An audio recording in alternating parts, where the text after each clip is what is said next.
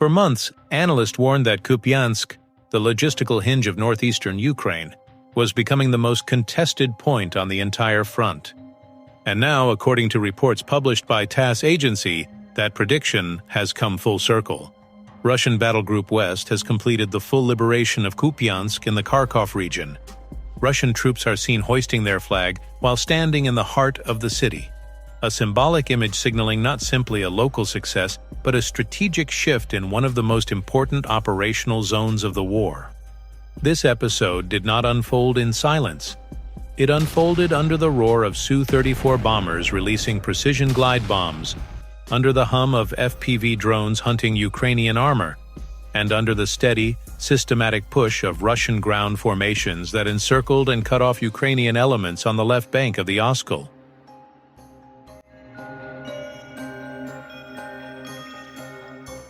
The lead-up to Kupyansk's fall began weeks earlier as Russian reconnaissance units, artillery batteries, and missile forces applied continuous pressure along Ukrainian defensive belts surrounding the Oskil River.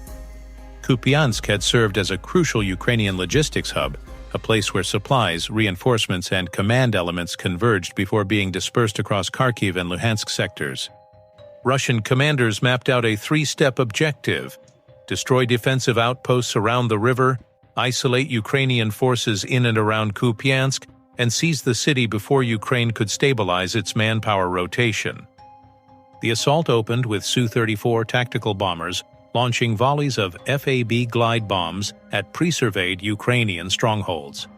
These glide bombs, retrofitted with modern guidance kits, allowed the bombers to release them from significant standoff distances. The strikes targeted troop concentrations, ammunition depots, logistics warehouses, and key positions holding Ukraine's front line together. Drone footage captured wide-area fires and smoke columns rising from logistics nodes, signaling significant disruption to Ukrainian coordination.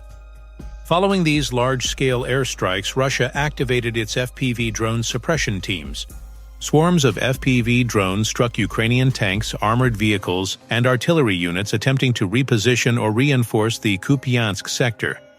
Command posts were hit, communication links were disrupted, and armored convoys attempting to cross into Kupyansk were halted. Ukrainian units trapped on the left bank of the Oskil River found themselves increasingly isolated.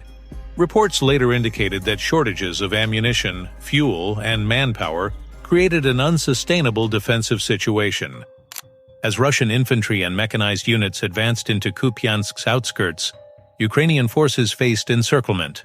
With defensive positions collapsing and retreat routes blocked, dozens of Ukrainian soldiers reportedly surrendered to Russian Battlegroup West units.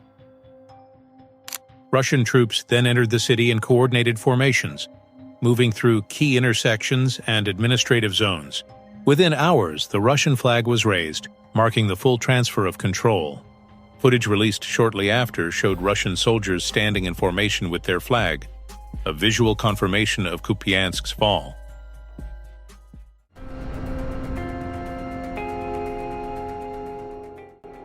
Kupyansk's significance lies in its role as a vital logistics and transport hub for Ukrainian forces. It sits along key rail lines and road networks that connect Kharkiv with the Donbas region. As a staging area, Kupyansk supported Ukrainian troop rotations, medical evacuation routes, fuel distribution, and ammunition transport. Losing it forces Ukraine to reroute supplies through longer, more vulnerable pathways, increasing logistical strain on already stretched frontline brigades. For Ukraine, the fall of Kupyansk means a major operational setback. It reduces their ability to reinforce the Lyman-Svatove-Kreminna line and creates new vulnerabilities along the northern axis. This loss also carries symbolic weight, as Kupyansk was one of Ukraine's major victories during the 2022 counteroffensive. Losing it again affects morale and puts pressure on Kyiv to redirect troops to stabilize the region. For Russia, capturing Kupyansk consolidates control over the Oskil River line and opens the door for deeper operations toward western Kharkiv Oblast. It also provides a psychological victory and reinforces the narrative that Russian forces are regaining momentum on key fronts.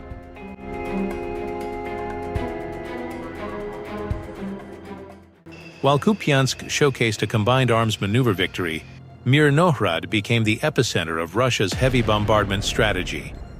In the span of less than 2 weeks, Russia deployed multiple FAB-3000 glide bombs against the Ukrainian 38th Marine Brigade positions in the region.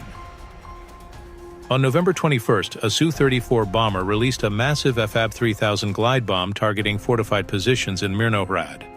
Reconnaissance drones captured the moment of impact from a safe distance. No graphic scenes were shown, but the magnitude of the shockwave made clear the scale of the blast.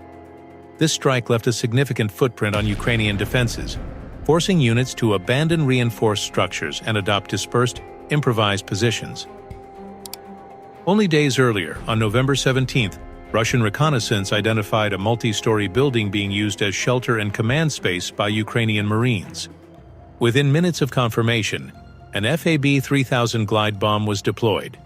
The explosion produced an immense pressure wave that brought the structure down in seconds, creating a cloud of dust and debris.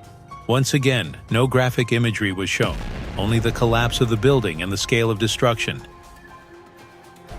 On November 11th, another FAB-3000 strike targeted a Ukrainian air defense system position belonging to the same 38th Marine Brigade.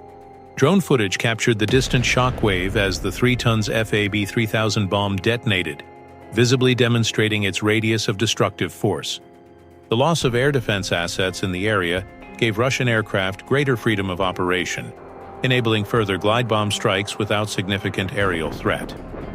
These repeated bombardments demonstrated a shift in Russian strategy, using heavy glide bombs to systematically dismantle fortified positions, command shelters, and any air defense structures that could protect Ukrainian troops in the region.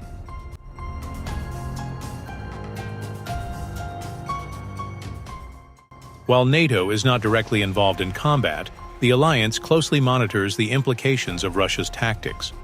The widespread use of glide bombs challenges Western trench-based and fortified defense doctrines. The success of Russian FPV drone swarms raises concerns about armored vehicle survivability, prompting NATO planners to reconsider how tanks and infantry fighting vehicles will operate in future conflicts. Furthermore, Kupyansk's fall underscores that Russian conventional forces remain capable of coordinated offensives, countering earlier predictions that Moscow lacked the ability to regain territory. This pressures NATO to reassess its support tempo to Ukraine, increase ammunition shipments, and enhance air defense assistance to counter Russia's growing dominance in the air. Until now, that's all for today, and thanks for watching.